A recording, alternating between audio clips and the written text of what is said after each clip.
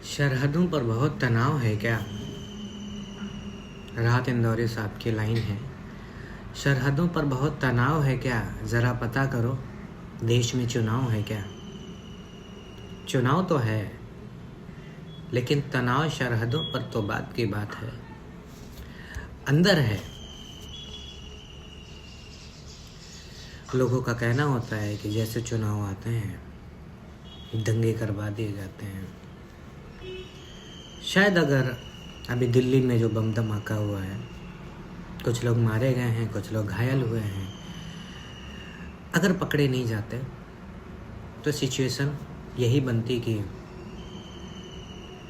जो भी RDX कहाँ से आया है, बम किसने फोड़ा है, ये मोदी ने फोड़ा है, ये मोदी सरकार की साजिश है।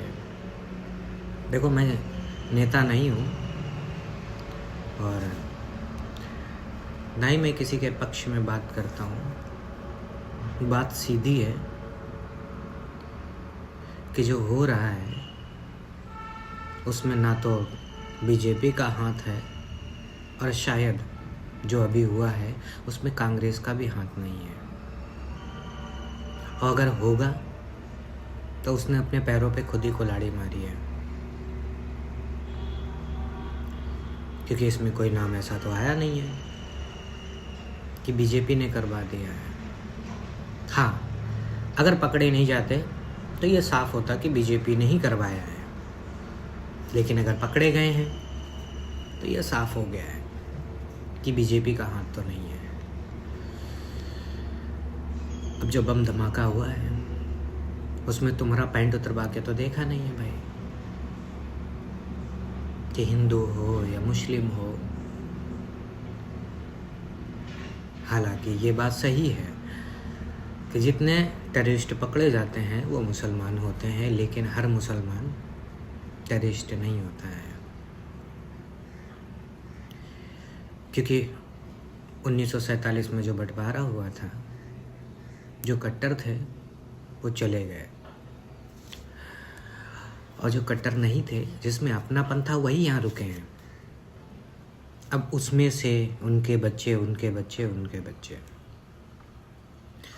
किसी ने उनके मन में जहर घोला तो कुछ फिर वही जो जिन्ना की सोच थी, वही वाले यहाँ कुछ पनपने लगे हैं।